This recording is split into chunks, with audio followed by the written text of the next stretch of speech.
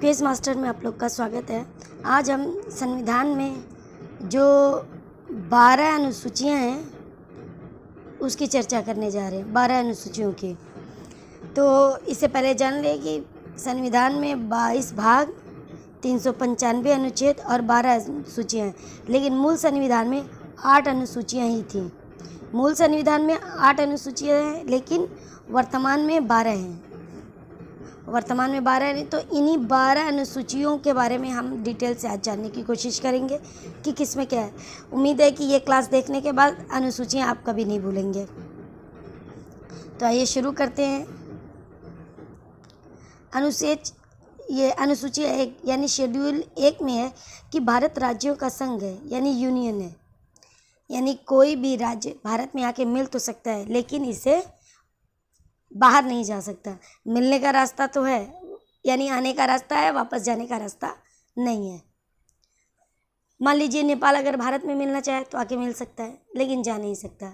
और 1975 में सिक्किम को भारत में मिला लिया गया, लेकिन अब वो भारत का अंग है, भारत से अलग नहीं हो सकता। किस राज्य की सीमा कितनी है, उसका क्षेत्रफल कितना है, किस राज्य से मिलती है, इन सारी बातों का जिक्र जो है अनुसूची 1 में ही है। भारत राज्यों का संघ है जो इसमें ही है। किसका क्षेत्रफल कितना है, किस राज्य को किससे अलग करना है, तो सारी डिटेल को इसमें डालना ज़रूरी है। ठीक है। अगर मान लीजिए कि आप यूपी से पूर्वांचल को अलग करना चाह रहे हैं, तो अब नया राज्य कौन सा होगा, उसकी सीमा किससे किससे लग रही, ये सारी डिटेल आपको अनुसूची 1 में ही मिलेगी। ठीक है। तो अनुसूची 2 में क्या है, वेतन का जिक्र है। जो हमारे देश के पदाधिकारी हैं उनके वेतन का जिक्र जो है अनुच्छेद 2 में ही है, कि भारत के प्रधानमंत्री पीएम जो हैं, या फिर राष्ट्रपति, मुख्य न्यायाधीश, इन सबकी सैलरी कितनी होगी, इसका जिक्र इसमें है। मान लीजिए कि कल को भारत का मुख्य न्यायाधीश ही कह दे कि मैं 20 लाख सैलरी लूँगा, तब लोग कहेंगे अरे भाई आइए देखिए, हमारे संविधान निर्माताओं ने आपकी सैलरी पहले ही फिक्स कर दी, और संविधान में जितनी सैलरी लिखी गई है उतनी ही देंगे। फिर आते हैं शेड्यूल 3 में। इसमें इन पदाधिकारियों के शपथ का जिक्र किया गया है कि किस प्रोफेशन वाले को कौन सी शपथ लेनी है, और तो उसके बारे में सारी चीज़ें डिटेल से लिखी है। मान लीजिए कि भारत का मुख्य न्यायाधीश कहे शपथ लेते वक्त कि मैं तन मन धन से इस देश के मरीजों की रक्षा करूँगा। अरे भाई, आपको मरीजों की रक्षा नहीं करनी है, आपके भारत के सारे नागरिकों के साथ न्याय करना है। तो इस तरह से इनकी जो शपथ है उसका जिक्र अनुसूची 3 में है। और अनुसूची जो 4 है, इसमें राज्यसभा में सीटों का बंटवारा। तो देश जो है, देश को चलाने के लिए एक संसद है, और संसद के 2 सदन हैं, एक लोकसभा, दूसरी राज्यसभा। लोकसभा से प्रतिनिधि जनता द्वारा डायरेक्ट चुन कर आते हैं, और राज्यसभा में राज्यों द्वारा प्रतिनिधि भेजे जाते हैं। तो किस राज्य में कितनी सीटें हैं, किस राज्य से कितने प्रतिनिधि राज्यसभा में भेजे जाएंगे, इसका जिक्र जो है अनुसूची 4 में है। जैसे बिहार में राज्यसभा की 16 सीट है, वही उत्तर प्रदेश में राज्यसभा की 32 सीट है। तो इन सारी चीज़ों की डिटेल जो है इसी अनुसूची 4 में लिखी गई है। अब आते हैं अनुसूची 5 पे। अनुसूची 5 में SC/ST से संबंधित विशेष प्रावधान किए गए हैं। जैसे SC/ST को बहुत ही दबाया जाता है और इनके साथ बहुत ही भेदभावपूर्ण व्यवहार किया जाता है।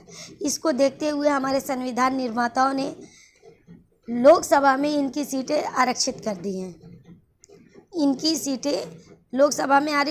हैं।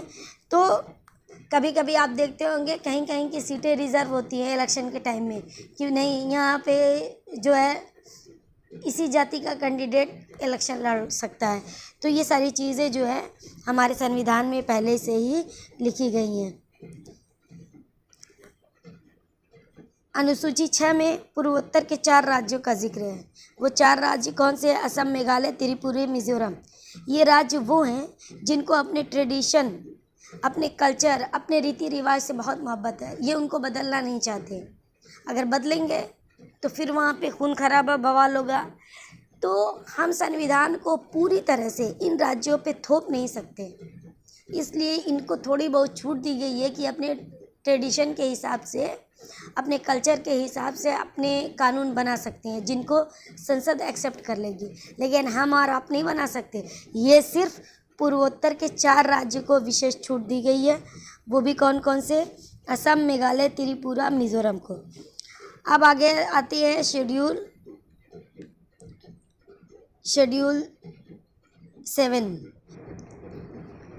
शेड्यूल 7 में शक्तियों का विभाजन किया गया है कि कौन सी शक्ति केंद्र के पास रहेगी, कौन सी शक्ति केंद्र के पास रहेगी और कौन सी शक्ति राज्य के पास रहेगी। इसका बंटवारा जो है शेड्यूल 7 में कर दिया गया है। जैसे संघ के पास सेना है, जनगणना है, बैंक है, रेत, ये सारे बड़े बड़े काम जो हैं वो केंद्र के पास है। इनकी शक्तियाँ, इन पे कानून बनाने का अधिकार जो है केंद्र को दे दिया गया है। वही राज्य सूची में क्या क्या आता है?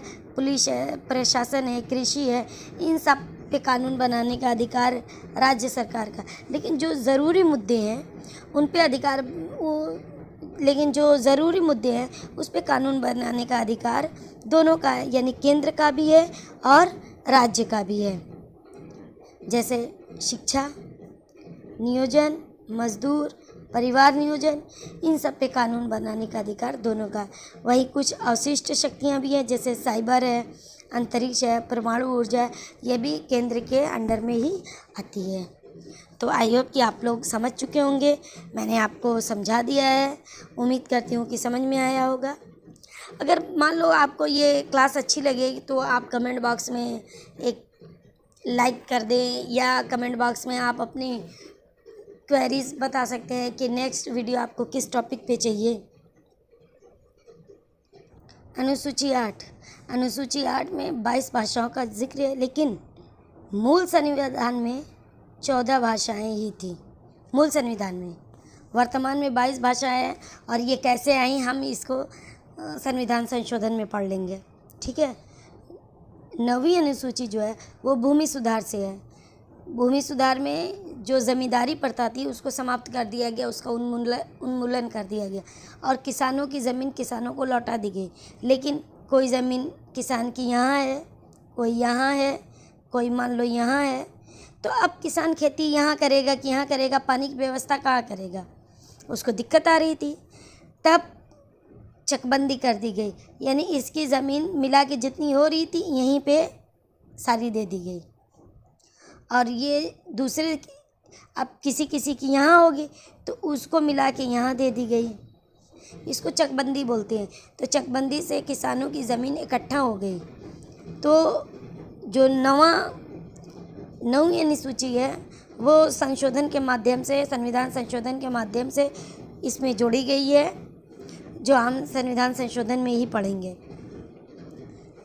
तो चकबंदी से इनको इनकी ज़मीनें दे दी गई, जिससे उनको खेती करने में बहुत आसानी हुई। फिर 10वीं अनुसूची जो है वो दल बदल से संबंधित है। 10वीं अनुसूची किससे संबंधित है? दल बदल से। यानी कि एक आदमी चुनाव लड़ने के बाद, और अगर चुनाव लड़ता है और वो जीत जाता है तो उसे 5 साल उसी दल के साथ रहना पड़ेगा जिसके चुनाव चिन्ह को दिखाकर उसने जनता से वोट लिए है और जीत हासिल की है। उसी के साथ उसे अपना 5 साल बिताना पड़ेगा, और 5 साल पूरे होने के बाद वो किसी के साथ भी मिल सकता है, लेकिन जीतने के बाद उसी के साथ रहना। अगर वो जीतने के बाद पार्टी छोड़ता है तो उसे आयोग घोषित करके बाहर निकाल देंगे। तो ये हुआ दल बदल। अब आता है अनुसूची 11। इसमें पंचायत से संबंधित बातों का जिक्र किया गया है, जिसमें 19 विषय हैं। 19 नहीं बल्कि 29 विषय हैं, ये मिसप्रिंट है। उसके बाद नगर पालिका है, जिसमें 18 विषय हैं। तो जब गांव में हमें कोई दिक्कत होती है तो हम मुखिया के पास जाते हैं, लेकिन वही शहर में जब होती है तो हम मेयर के पास जाते हैं। तो शहर के लिए नगर पालिका और गांव के लिए पंचायत। तो ये हो गई हमारी 12 अनुसूचियाँ। तो आइए दोहरा लेते हैं। अनुसूची 1 भारत राज्यों का संघ है। अनुसूची 2 में पदाधिकारियों के वेतन का जिक्र है। अनुसूची 3 में बताइए, जल्दी बताइए, अनुसूची 3 किससे संबंधित है? शपथ से। अनुसूची 4 राज्यसभा में सीटों का बंटवारा। अनुसूची 5 SC ST से। अनुसूची 6 पूर्वोत्तर के 4 राज्य असम, मेघालय, त्रिपुरा, मिजोरम। 7 में 7 शक्तियों, 7 से शक्ति, 7 में शक्तियों का बंटवारा केंद्र और राज्य के बीच में। 8 में 22 भाषाओं का उल्लेख है। 9 में भूमि सुधार। 10 में दल बदल। 11 में पंचायत। 12 में नगर पालिका। तो ये रहा हमारी 12 अनुसूचियाँ, जिसको हमने डिटेल में पढ़ा। अगर आप लोग को अच्छी लगी हो तो प्लीज़ एक लाइक कर दें।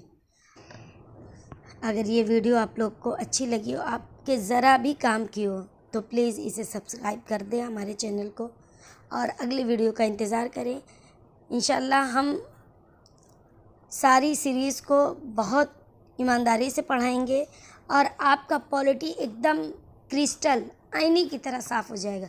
उस पे जो भी आपकी क्वेरीज़ हो आप हमें बताइए, हम उसको ज़रूर देखेंगे। ठीक है, तो मिलते हैं अगली वीडियो में। तब तक के लिए अल्लाह हाफिज़।